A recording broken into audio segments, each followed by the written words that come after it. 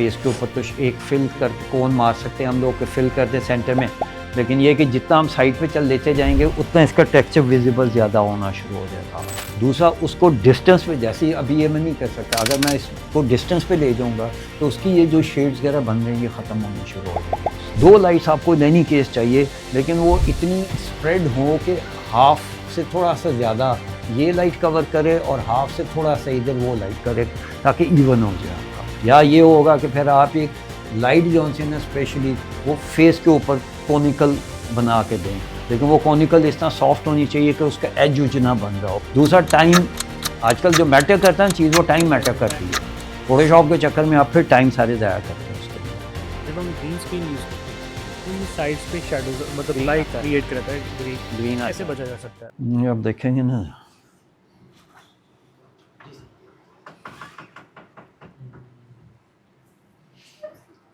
और वो अगर फ्लैश यूनिट में करेंगे वो क्योंकि उसका क्रिस्प होता है तो उसमें और ज़्यादा टेक्सचर ज़्यादा विजिबल ज़्यादा हो जाता है। आप देखें,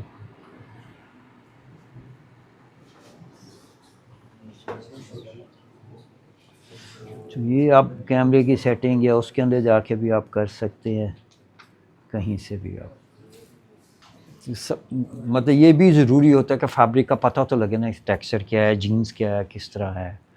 कई दफ़ा ये होता है कि बिल्कुल साइड लाइट से दोनों लाइटें मारी जाती हैं, तो उसके अंदर थोड़ा फेस के ऊपर तो एक फिल करके कोन मार सकते हैं हम लोग, फिल कर दे सेंटर में, लेकिन ये कि जितना हम साइड पे चल लेते जाएंगे उतना इसका टेक्सचर विजिबल ज़्यादा होना शुरू हो जाएगा आके। ये बेसिक तो ये सारा यही है। अभी तक किसी का कोई क्वेश्चन हो तो प्लीज़ आप पूछ सकते हैं। फ्लैश लाइट के साथ देन क्या सेटिंग होनी चाहिए? सेटिंग देखिए, फ्लैश में एडवांटेज आपको क्या होता है, सबसे बड़ा एडवांटेज ये होता है कि आपकी शटर स्पीड बढ़ जाती है। आप उसको 250 तक तो जा ही सकते हैं ना, नॉर्मली 160 200 पे काम कर रहे होते हैं सारे, ठीक है। दूसरा, उसको डिस्टेंस पे, जैसे ही अभी ये मैं नहीं कर सकता, अगर मैं इसको डिस्टेंस पे ले जाऊंगा तो उसकी ये जो शेड्स वगैरह बन रही है ये ख़त्म होने शुरू हो जाएंगे उससे। एक्सपोजर आपने ऐसे ही काम करना है, मतलब सब्जेक्ट हल्का सा डल और लाइट्स बैकग्राउंड प्रॉपर लेट हो, लेकिन बैकग्राउंड की लाइटें अलग लगेंगी, मतलब वो ये जिस तरह 2 फिल लाइट्स हैं यही लगेंगी, मतलब इसके बगैर वो बैकग्राउंड नहीं होगी, क्योंकि हम जितना मर्जी करें, हम पीछे भी ले जाएं शैडो बनेगा या वो ग्रे होगा, क्योंकि फ्लैश लाइट भी डिस्टेंस के साथ जो ना आहिस्ता आहिस्ता वो वीक होती शुरू हो जाती है। तो जो एक्सपोजर यहाँ पे है फ्लैश का, वो वहाँ जाते जाते थोड़ा फ़र्क हो जाएगा, वो अंडर हो जाएगा थोड़ा सा। तो 2 लाइट्स आपको इन एनी केस चाहिए, लेकिन वो इतनी स्प्रेड हो कि हाफ से थोड़ा सा ज़्यादा ये लाइट कवर करे और हाफ से थोड़ा सा इधर वो लाइट करे, ताकि इवन हो जाए आपका। एक्सपोजर का डिफरेंस जो है वो वही होगा 1.5 स्टॉप का ना, वो बैकग्राउंड थोड़ी ओवर एक्सपोज होगी, इधर थोड़ा सा आप उसको मतलब अगर आपके पास आपने 8 उसको कर लिया तो 5.6 यहाँ पर रखेंगे आप स्किन के ऊपर, तो इतना डिफरेंस आपका रहेगा।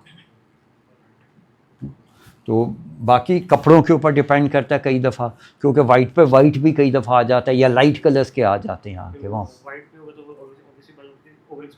वो ओवर एक्सपोज होगा। उसमें फिर तरीका ये होता है कि उसको हम थोड़ा अंडर एक्सपोज करते हैं शूट को ना, पोस्ट प्रोडक्शन में सिर्फ फेस आपको छेड़ना पड़ेगा और कुछ नहीं करना पड़ेगा आपको, ठीक है ना। लेकिन उसके लिए फिर आपको बैकग्राउंड की लाइट भी थोड़ी कम करनी पड़ेगी, क्योंकि जब इसके लिए आप एक्सपोजर उसका कंट्रोल करें ना बढ़ानी पड़ेगी, सॉरी, क्योंकि जब आप इसके लिए उसको अंडर करेंगे तो उसको लाइट भी वो भी अंडर हो जाएगी थोड़ी सी, ठीक है ना। तो उसकी थोड़ी सी लाइट हमें वो अंडर आएगी, उसकी डेंसिटी बढ़ा देंगे, उसकी डेंसिटी, लाइटों की डेंसिटी बढ़ेगी ना। जी जी वो क्वेश्चन के लिए, क्या अगर किसी क्वेश्चन करना तो ये पॉकेट कर लेगा, तो उससे ये हो जाएगा कि आपका जो है ना बैकग्राउंड का और फ्रंट का जी वो सारा जॉनसन इवन, मतलब ये डिफरेंस आपको क्रिएट करके रखना होता है। सिर्फ लाइट कलर्स के अंदर होता है कि थोड़ा सा कंप्रोमाइजिंग सिचुएशन होती है जिसके अंदर आपको फेस को थोड़ा सा करना होता है, या ये होगा कि फिर आप एक लाइट जॉनसन है स्पेशली वो फेस के ऊपर कॉनिकल बना के दें, लेकिन वो कॉनिकल इतना सॉफ्ट होनी चाहिए कि उसका एज उज ना बन रहा हो कहीं पे भी, ठीक है। वो आप उसके साथ मतलब सॉफ्ट बॉक्स के साथ यूज़ कर सकते हैं। सॉफ्ट बॉक्स के साथ यूज़ कर सकते हैं। ऑलराइट। लेकिन उसका डेफिनेटली जो फ्लैश यूनिट्स की लाइट होती है उनका जो है ना वो एक्सपोजर शार्प ज़्यादा होता है कंपैरेटिवली। जी। इसका एक्सपोजर शार्प कम होता है क्योंकि लाइट ऑलरेडी सॉफ्ट है और फिर हमने आगे फर्दर सॉफ्टनेस लगाए हुए हैं। शेडो जो आपको नज़र आ रहे हैं यहीं पे अगर हम नॉर्मली जो यूज़ कर रहे थे वो 130 सेंटीमीटर्स की जो पैराबोलिक अम्ब्रेला होती है जिसके आगे फैब्रिक लगा होता है वो यूज़ करते हैं नॉर्मली ज़्यादा। जी जी। आप बड़ी भी कर सकते हैं लेकिन वाइट करें कंपैरेटिवली, ठीक है ना। वाइट उससे ये होगा कि एक वो पीछे पे भी चली जाएगी, साथ थोड़ा वो भी फिलअप कर देगी।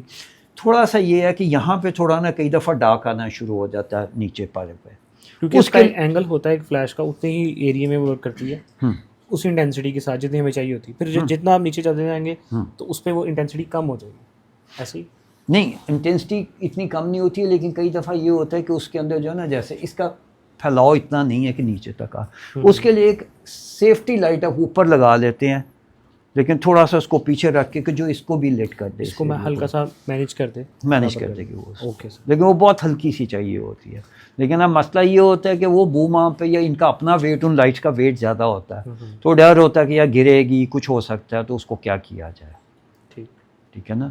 फिर ये भी हम कर सकते हैं कि कभी आप, मुझे नहीं पता आपने मिक्सअप की हैं दोनों लाइटें कि मिक्सअप करके कैसे काम करते हैं दो लाइट्स के अंदर कि ये कांस्टेंट लाइट भी है और साथ फ्लैश भी मिक्स कर लें आप। मेरे पास 2 कांस्टेंट है, 2 फ्लैशेस है। हाँ। 4 के साथ तो वाइट तो मैं अल्हम्दुलिल्लाह कर लेता था लेकिन वो कुछ जो है बाद दफ़ा डिमांड अगर इस तरह की आई वो चैलेंजिंग हो जाता था कि बैकग्राउंड जो है आपने पूरी वो ब्लैक करनी है। उसके लिए मैंने ग्रे कलर का जो है वो बैकड्रॉप लिए लेकिन वो उस तरह क्रिस्प ब्लैक नहीं आती, मुझे कोई प्रोसेसिंग के अंदर ही उसको ब्लैक करना पड़ता है।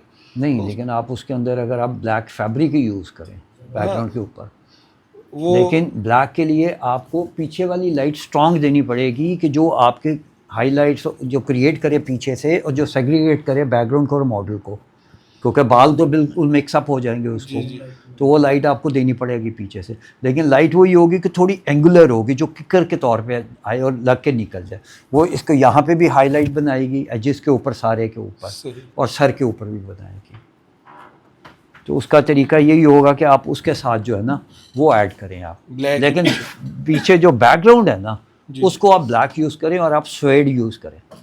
स्वेड मतलब स्वेड ये होता है जो कोट के अंदर वो, अच्छा सही, जो जस्ट कर ले लाइट को, वो स्वेड जो है ना बाउंस बैक नहीं करता लाइट को, कॉर्डरा टाइप मटेरियल। हाँ जी, सही सही सही।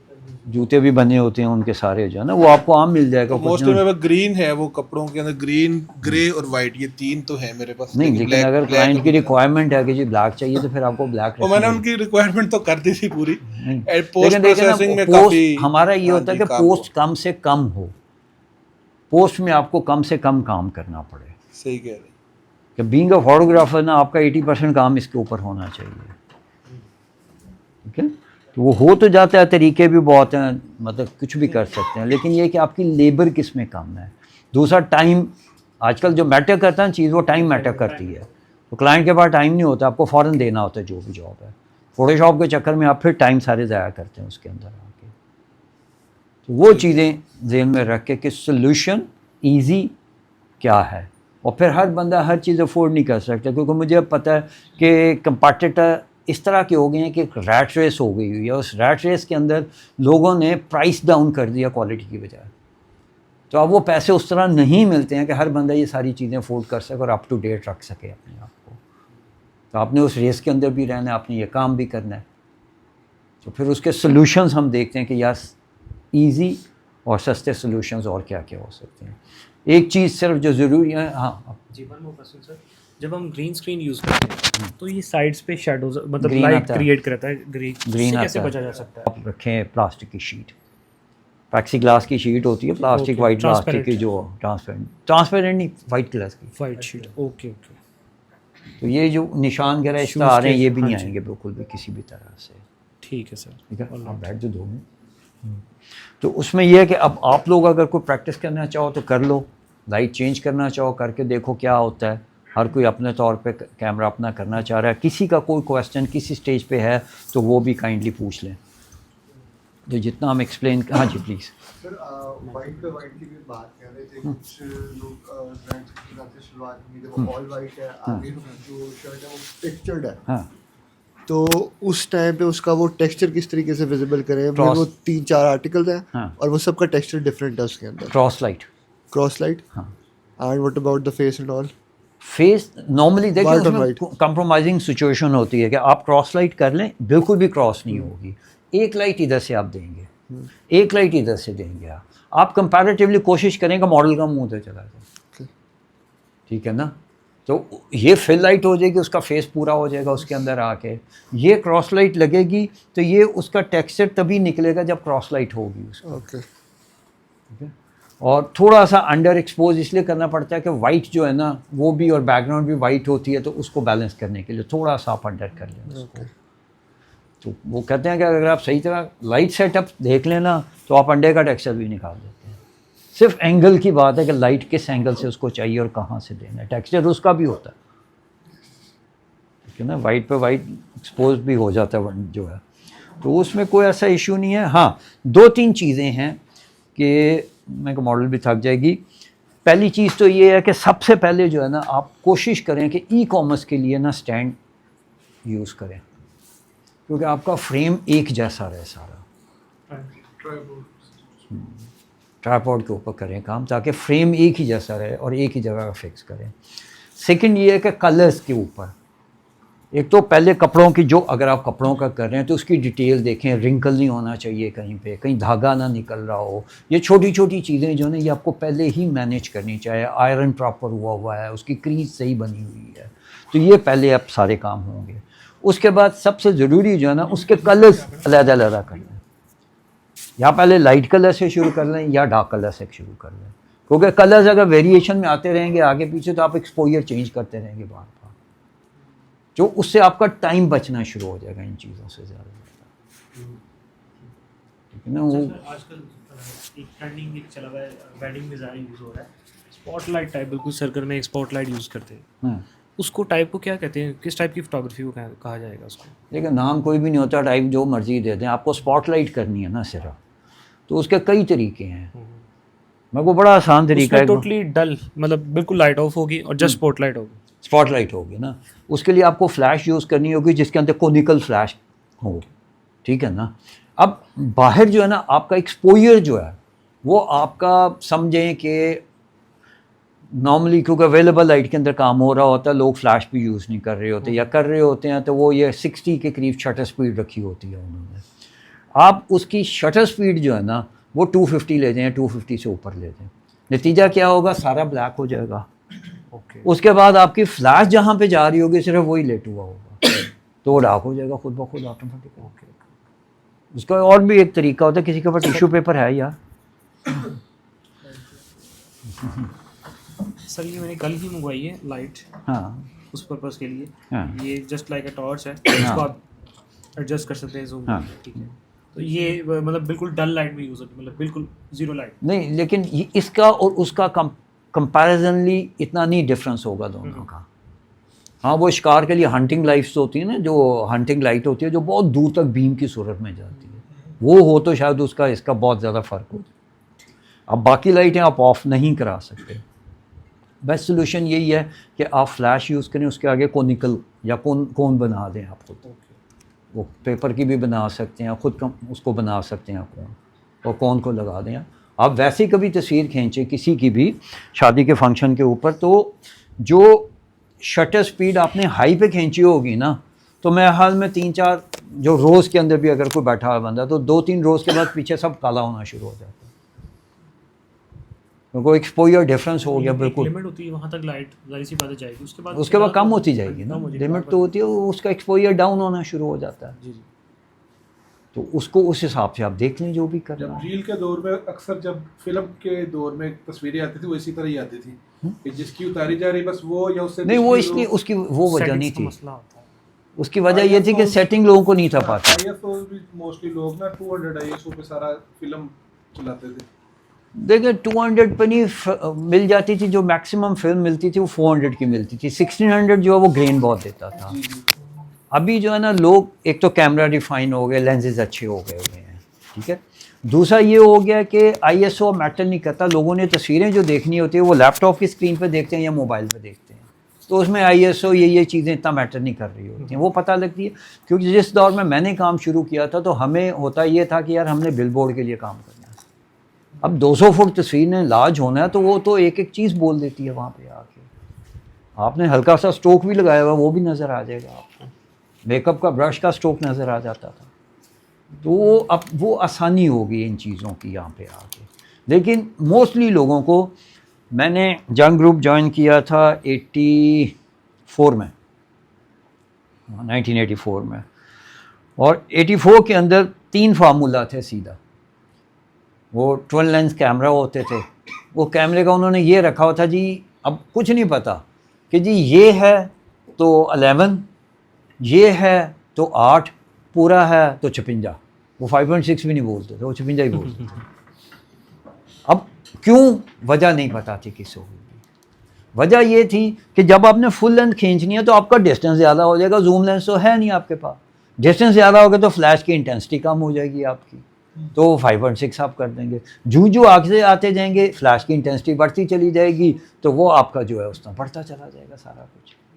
उन दोनों में फ्लैश के पीछे भी बाद दफ़ा मुझे याद है, वो फ्लैश के साथ भी एक टेबल सा बना होता था, गाइड टेबल, वो कोई भी नहीं देखता था, वैसे होता था। हाँ। FX3 के साथ वो एक फ्लैश आती तो शिबा की, या वो उसके ऊपर भी मुझे पास वो 606 पॉपुलर वगैरह होती थी फ्लैश के अंदर, फिर कैनन आ गया। लेकिन प्रॉब्लम ये थी कि एक सिखाने वाला नहीं था उस दौर में, और कोर्सेज नॉलेज इस तरह से कुछ नहीं होता था कहीं पे। ट्रायल एंड एरर के तहत प्रैक्टिस भी नहीं करते कि रील 36 की रील होती थी, चांस कोई नहीं ले सकता था। अभी तो जो मर्जी कर लें, तो 25 निकले, ठीक, चलो गुजारा हो गया मतलब।